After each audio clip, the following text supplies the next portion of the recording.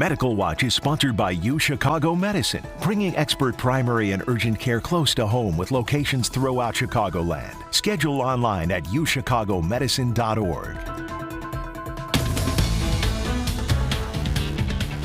On the Medical Watch, a change in COVID guidelines. No more staying home for weeks or even days after a diagnosis. The Centers for Disease Control is poised to loosen restrictions after a COVID infection.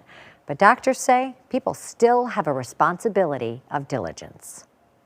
People who have COVID, instead of isolating for 5 days, making the recommendation that they isolate until they stop having a fever. The key is to still test. And if someone is positive for SARS-CoV-2, the virus that causes COVID, the fever may last for up to 3 days.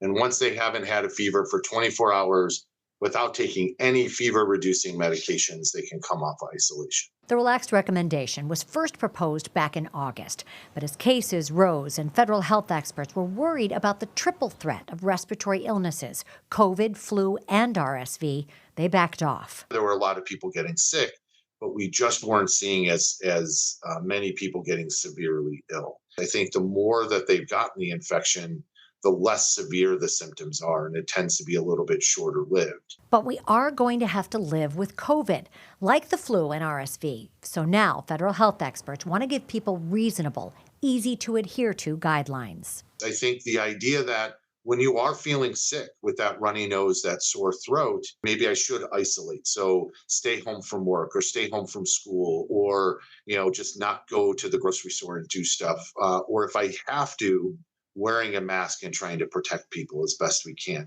Washington Post national health reporter Lena Sun says the proposals are still fluid. I'm reporting that this is under discussion, and I am reporting that it is moving in a way so that it will some version will be released in April. Discussions are underway. The White House has not signed off. And so far, no proposed recommendations for mask wearing. You have, I think, two different sides. One side is everyone is like, this is what we should be doing, and no masks at all. And then you have the other side that's very nervous about it. And we're just forgetting. And I think it is that idea of like, how do you kind of come somewhere in the middle? And that idea that it's part of it is we need to live our lives, but then we also have to think about other people. And doctors are especially concerned about the most vulnerable, elderly people, immune compromised, and pregnant women. The CDC has not proposed lifting more stringent COVID guidelines in hospital settings.